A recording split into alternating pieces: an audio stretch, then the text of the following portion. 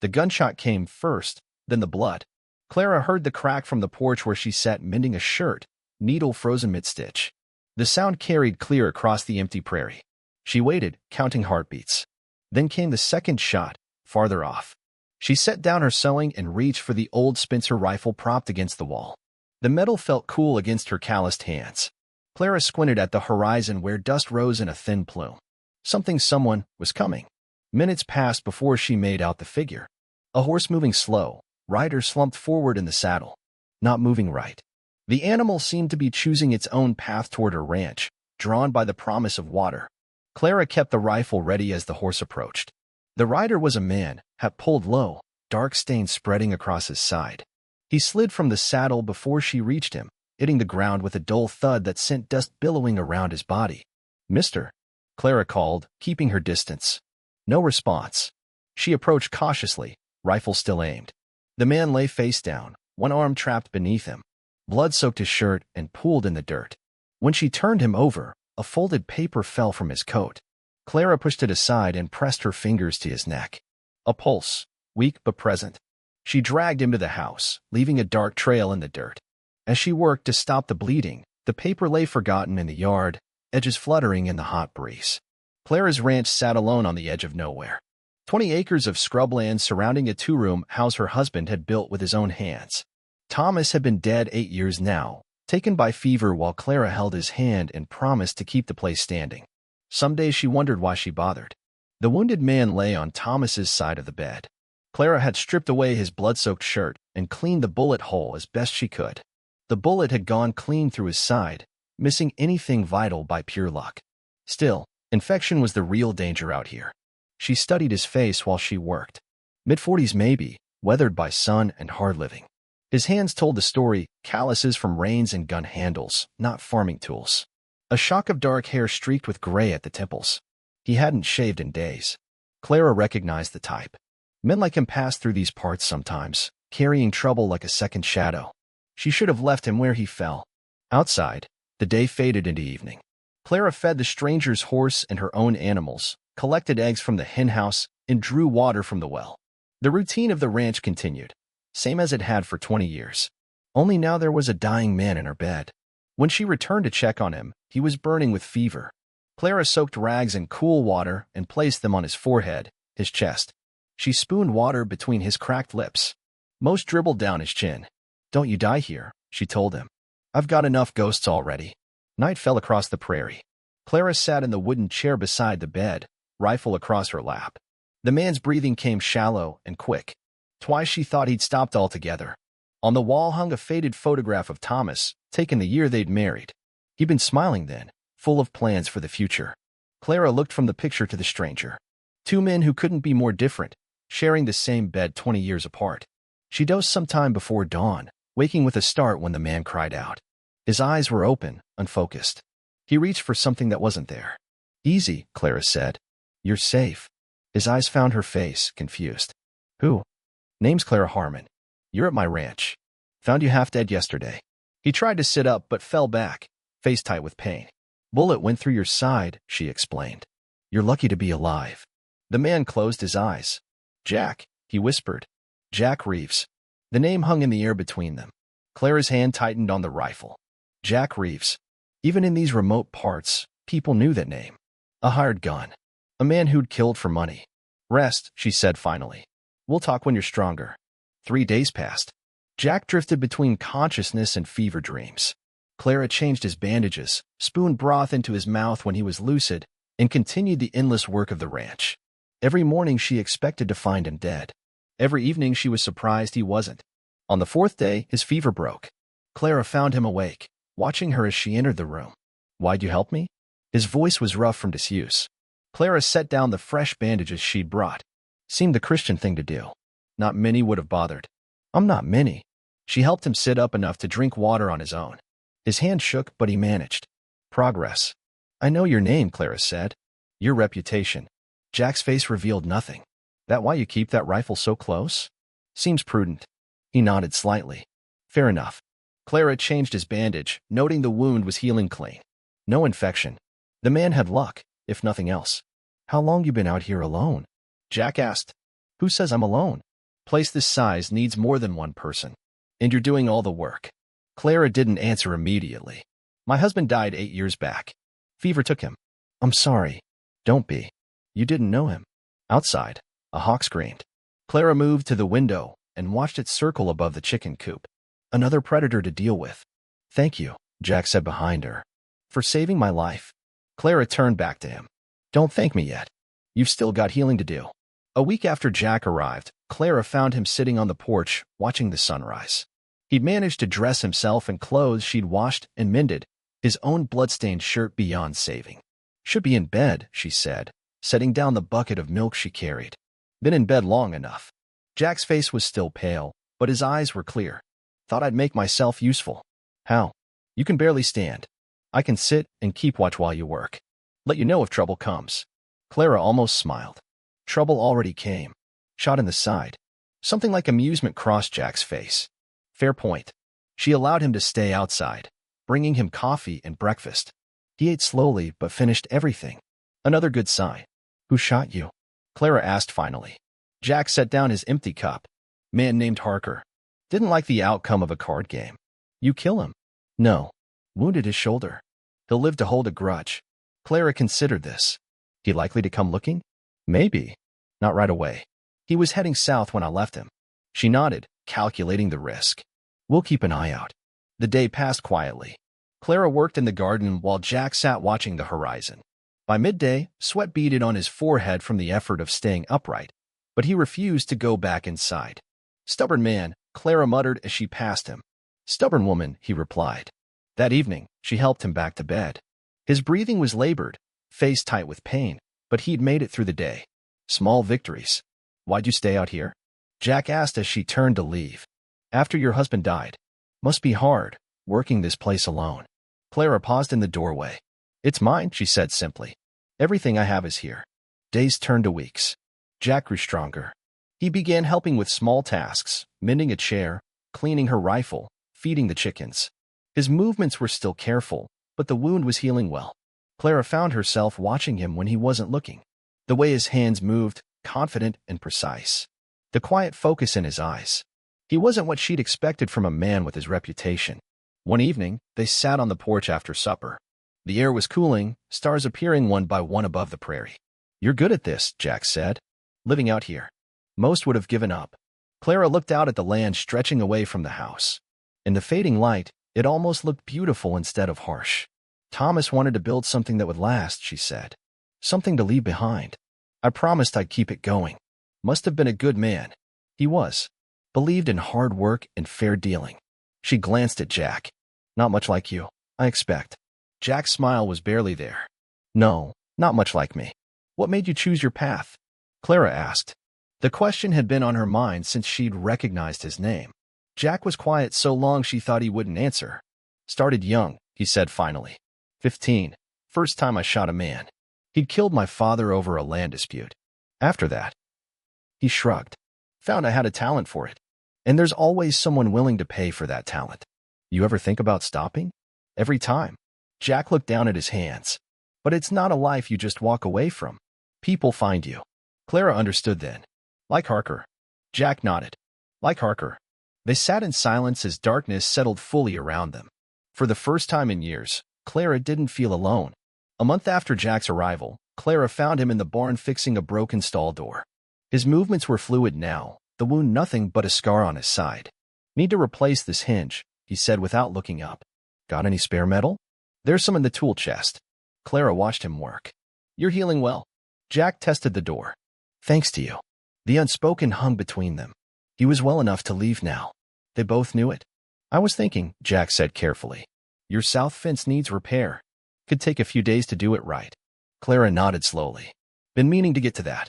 Neither mentioned his eventual departure. Instead, they worked side by side repairing the fence, Jack showing surprising skill with hammer and nails. At night, he'd moved to sleeping in the barn, insisting Clara take back her bed.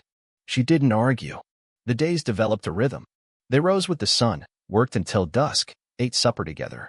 Jack told stories of places he'd been, mountains in Colorado, deserts in Mexico, cities back east. Clara spoke of her life before the ranch, growing up in a small town where her father had been the doctor. That how you knew how to treat a bullet wound? Jack asked. Helped my father sometimes. Saw plenty of violence even in a small town. One evening, rain drove them inside early. Clara built up the fire while Jack cleaned his revolver at the table. The weapon looked at home in his hands. You expecting trouble? She asked. Jack reassembled the gun with practiced movements. Always best to be prepared. Clara sat across from him. You think Harker's still coming? Men like Harker don't forget. Jack holstered the weapon. But I'll be gone before he finds this place. The words landed heavy between them. Clara looked away, suddenly busy with the fire. When? She asked, her back to him. Soon. Few days maybe. Clara nodded, not trusting herself to speak. She'd known this was temporary. Had reminded herself daily not to get used to his presence. Still, the thought of returning to solitude felt heavier than before. Clara. Jack's voice was quiet. She turned to face him. Thank you, he said. For everything. Clara forced a smile. Just the Christian thing to do. The storm continued through the night, rain hammering the roof. Clara lay awake listening to it, wondering if Jack was dry in the barn. Near dawn, she rose and lit a lamp. The house felt too quiet, too empty. She moved to her small desk where she kept the ranch accounts. The ledger showed what she already knew. They were barely getting by. Each season brought new challenges, new expenses. Without Jack's help these past weeks, she'd have fallen further behind. A floorboard creaked behind her. Clara turned, expecting to see Jack, but the room was empty. The sound had come from the bedroom. She frowned, taking the lamp. The bedroom door stood ajar, though she was certain she'd closed it. Clara pushed it open slowly. Nothing seemed disturbed at first glance. Then she noticed the loose board near the bed, the hiding place where she kept what little money she had saved. The board had been moved recently. Clara knelt and pried it up. The small tin box was still there, but when she opened it, she found something she hadn't placed there, a folded paper, yellowed with age. She unfolded it carefully. A deed. To her ranch. But the name on the document wasn't hers or Thomas's. The property had been transferred to Jack Reeves. The date on the paper was just one day before she'd found him shot. Clara stared at the signature at the bottom, her own name, forged in an unfamiliar hand. The world seemed to tilt beneath her. Jack found her waiting on the porch at sunrise, rifle across her lap. The storm had passed, leaving the world washed clean. He stopped at the bottom step, seeing her face. You found it, he said. Clara held up the deed. Explain. Jack remained where he was, hands visible at his sides. It's not what you think. No? Because I think you came here to steal my ranch. I think you forged my signature on this deed. I think the only reason you didn't finish the job is because Harker shot you first. Clara. Was any of it real? Or was I just a fool nursing the man who came to ruin me? Jack's face showed pain that had nothing to do with his wound. May I sit? Clara gestured with the rifle. Talk from there. He nodded, accepting the terms. I was hired to get the deed. Man named Whitley owns the next property over. Wants to expand. James Whitley. Clara's grip tightened on the rifle. He's been trying to buy this place for years. He got tired of asking. Hired me to make sure you signed. Jack looked down. I watched you for 2 weeks. Learned your routine. Planned to force you to sign, then disappear. What changed? I did it. Got the deed. Forged your signature. Was riding to deliver it when Harker found me. Jack met her eyes. But I'd already decided not to give it to Whitley. Clara's laugh was bitter. Convenient story. It's the truth. I watched you work this land. Saw how much it meant to you. Couldn't go through with it. So what was your plan? Keep the deed yourself? Jack shook his head. Was coming back to tear it up in front of you. Tell you about Whitley so you'd be prepared. Why should I believe you? Because I could have left a week ago. Could have taken the deed and disappeared while you slept. Jack took a step forward. I stayed to fix your fence. To help with the harvest. Does that sound like a man still planning to steal your home? Clara wanted to deny it, but doubt had crept in. The man she'd come to know these past weeks didn't match the one who would forge her name on a deed. Whitley won't stop, she said finally. No. Men like him never do. Jack climbed one step, watching her face. But neither will you. That's why I couldn't do it. Clara lowered the rifle slightly. What happens now? That's up to you. Jack climbed another step. But I'd like to help, if you'll let me. They burned the deed that night in the fireplace, watching the paper curl and blacken until nothing remained but ash. Jack told Clara everything. How much Whitley had offered, what he'd planned to do with the money, how he'd tracked her movements before his conscience caught up with him. I've done things I'm not proud of, he admitted. But taking your home would have been the worst. Clara watched the last of the deed disappear into smoke. Whitley will send someone else. Probably. But now you know what you're facing. They sat in silence for a time, the weight of the revelation settling between them. I should go, Jack said finally. My being here puts you in danger. Harker's still out there. Clara considered this. The thought of being alone again twisted something in her chest. But he was right. His presence brought its own risks. One more week, she said. Help me finish the harvest. Then we'll decide. Jack nodded. 1 week. They worked harder than ever over the next days, bringing in what crops had survived the dry summer. Jack taught Clara to shoot better with his revolver, and she showed him how to preserve vegetables for winter. Neither mentioned his departure again, though it hung over them like the threat of another storm. At night, they sat closer on the porch, shoulders almost touching as they watched the stars. On the 6th day, they spotted the dust on the horizon. 2 riders, Jack said, hand moving to his gun. Coming fast. Clara fetched her rifle. Whitley. Or Harker. Either way, trouble. They prepared quickly, moving furniture to create barriers inside the house. Jack positioned himself at the front window while Clara took the back. If it goes bad, Jack said, checking his revolver, there's a loose board in the barn. Left something for you there. Clara wanted to ask what, but the riders were getting close. She could make out their shapes now, 2 men, rifles visible even at this distance. Clara, Jack said quietly. Whatever happens, know that I... The first shot cut him off, bullet splintering the window frame.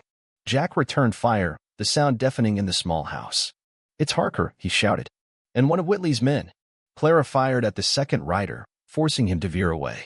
For several minutes, gunfire exchanged back and forth, bullets thudding into the walls of the house. Then silence fell. Clara glanced at Jack, who motioned for her to stay down. He moved carefully to the window. They're splitting up, he whispered. Trying to surround us. Clara's heart pounded. What do we do? Jack's face was set, determined. I'm going out there. That's suicide. It's the only way. They want me, not you. He checked his ammunition. When I draw them off, get to the barn. There's enough money under that board to start fresh somewhere else. Clara grabbed his arm. I'm not leaving my home. You might not have a choice. Jack's eyes softened. I'm sorry I brought this to your door. Before she could respond, he was moving, slipping out the back door into the yard. Clara watched through the window as he took cover behind the water trough, then fired at one of the riders. The battle that followed seemed to last forever. Clara fired when she had a clear shot, but mostly it was Jack against the 2 men, all of them using what cover they could find. One of the riders went down, clutching his leg.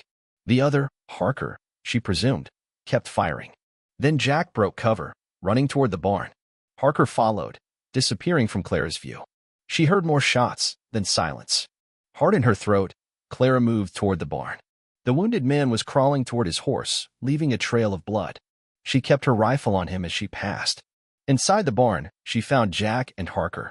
Both men were down. Harker was clearly dead, a bullet between his eyes. Jack lay against a stall door, blood spreading across his shirt. Not again, Clara whispered, kneeling beside him. Jack's eyes opened. Did I get him? You got him. Clara pressed her hand against his wound. Hold on. I've patched you up once. I can do it again. Jack coughed, blood staining his lips. Not this time. Don't talk like that. He reached for her hand, his grip weak. The money. Under the board. Take it. I don't want your money. I want you to live. Jack's smile was pained. Never thought I'd hear anyone say that. He squeezed her hand. The ranch is yours. Always was. Don't let Whitley take it. Clara felt tears on her cheeks. I won't. Good. Jack's breathing grew more labored. Been thinking, might have been nice, to stay. His hand went slack in hers. Clara sat with him as the light faded from his eyes, holding on long after he was gone.